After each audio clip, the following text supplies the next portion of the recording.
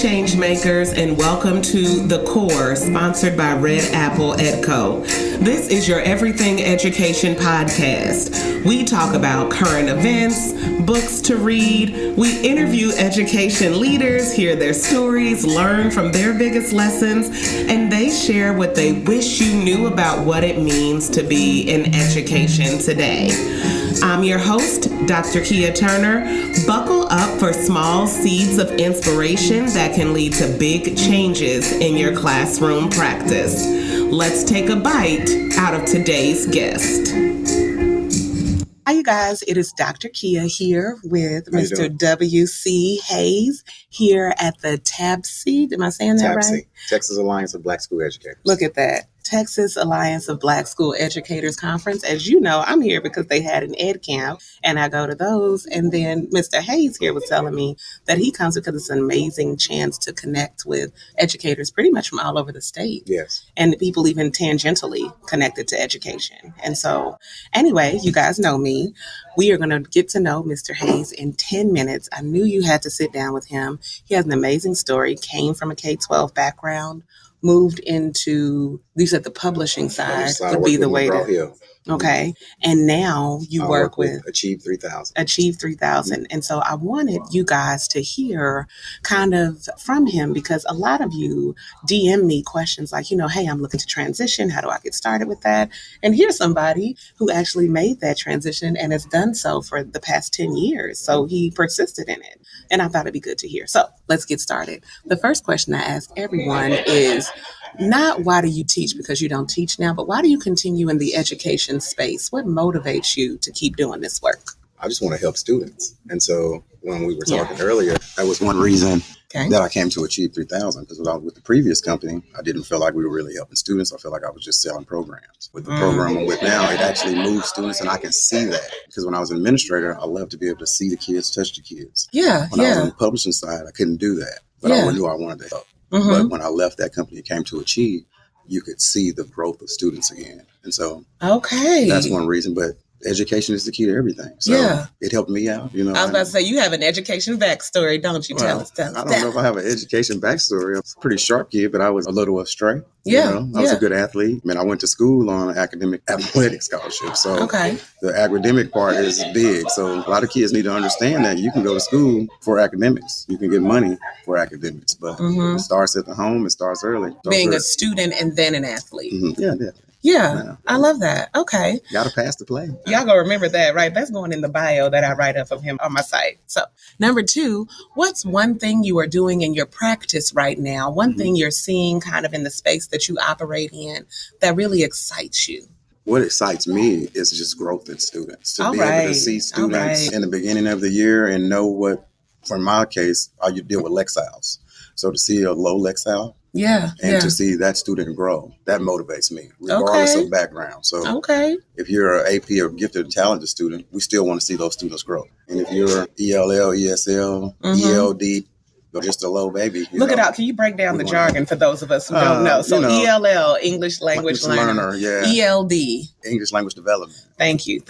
So see, you're still with us. Okay. When you say that you're looking at the Lexile, are you saying that you like seeing the growth that they have as a result of the interventions you're able to help put in place? Yeah. I just want to see kids move and grow and get excited about education and excited about reading. All right. And so with that, that's really important. And I think the focus on literacy and making data-based decisions sounds to me like kind of the thing that's jazzing you up. Let data lead your instruction, not your emotions. Okay. Can we put that on a postage stamp or something and push that out to people? Let data lead your decision-making and not your emotions. I love that.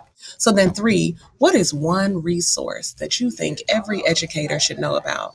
Like no matter the level, you need to definitely have access to this. What would that be?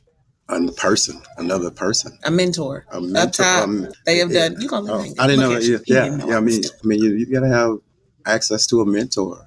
And not just daily or personal, but someone that can tell you what you need to hear and not what you want to hear. There you go. Do you think that it's best to find a mentor that's in the same profession as you, or do you think that you can just find one, period? Like maybe it's just someone who's good at giving advice, or do you think it's important they're in sort of the space that you're in or the space you want to be in? Both. Okay. Good. Both. I mean, you need a personal and a professional mentor. You heard it. We were born with two parents, a mom and a dad. Okay. You know, so you need both avenues because you get strength from both of them. So it's always something to learn. Yeah. But always stay humble, especially in today's society, with the way things change and move. Amen. You can get a mentor from somebody that you are a mentor to. Yeah. You can go back and forth. I like that. That's the first time we've heard mentoring as the resource, but that's a really powerful one and one that's free. You know, I like free resources. And to network, because you never know. You know, you don't judge a book by its cover. You're walking by somebody, you never know who that person's going to be and how they can help you or hurt you. I would agree completely. I've had some excellent mentors and I've had some opportunities for mentorship that I passed on because I didn't realize that I really should have connected with that person. I was so tunnel vision. Because sometimes we think we're trying to help someone else, you know, because we're so vain. Yeah. But a lot of times that interaction is going to help you. That's true. Okay. So question 4, what was your last aha moment as a professional? The last thing that made you think, oh, yeah, you know, this is really it. This is what I need to do. This is really important. This is really working.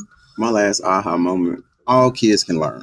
We always talk about differentiated students. Don't we? Yes, we do. But teachers are very differentiated. And that's the aha moment where teachers need support, teachers need help, just as students do. If you're a teacher and you don't have an assessment to differentiate a teacher, ask yourself, do you want your son or daughter in that teacher's class? There you go. There you go. So your aha moment came when you realized that just like we consider student needs, maybe we need to consider teacher support needs and as I don't well. think it was an aha moment, but it's a continuum. It continues to come back into play. I like that. It's like on a loop. Like I see how this still applies. And we have to break the cycle, kind of like alcoholism. You know, we can't keep having these low-level teachers. Well, here's my question. And low-level teachers have to want to step up. Well, what's one way, though? So let's say I'm a school administrator, which you have been. Did I tell you that Mr. Hayes was a school administrator before? What is one way that principals could use to sort of provide differentiated supports to teachers that need it? Because I think they want to. They just don't have the toolkits. This is me advocating for you. Keep it in mind. There's a lot of different factors that they probably want to and don't. But I think the number one thing is that you just have to be open and honest with yourself and with your campus. What are your campus goals? And put people in. Everybody has a strength. Figure out what their strength is and put them in a position to succeed. I like that. Under your goals and umbrella. Okay. You know? That's really important. Because it's hard to fire a teacher. So you just have to find their strengths. It is. This is very difficult. Okay. So then last one, and you've been amazing. So thank you. In a few words, what do you think every educator should know? Just one message, if you could push it out there, no matter the space they're in, even people tangentially connected to education. What message do you want to put out there? All students can learn. I like how you keep coming back to that. That's true. That's true. We're in education, so we got to teach everyone. You can't teach 10% of the class if you're successful. And so if people would like to connect with you, are they able to send you a LinkedIn request or questions on LinkedIn? Are you comfortable with that? Yeah, I'm sure fine with that. Tell us your LinkedIn so we can find you. I don't know. I'm just WC Hayes on LinkedIn. I don't know if I have a... There you go. It's WC not a handle. Hayes. It's just, so if you want to hear more from Mr. Hayes or hear more about Achieve 3000, you can definitely reach out to him on LinkedIn, and I will put a link to his bio on my blog. So thank you guys. I'll see you next time. Bye. That's all we have for today. Thank you for listening to The Core. Wherever you are listening to us, be sure to like our show, subscribe, and share the episode that's meant the most to you. We appreciate every single one of our subscribers, as do our sponsors. We look forward to seeing you next week. You can also check us out on YouTube at Red Apple EdCo if you'd like to see more video of these conversations. We have them posted there.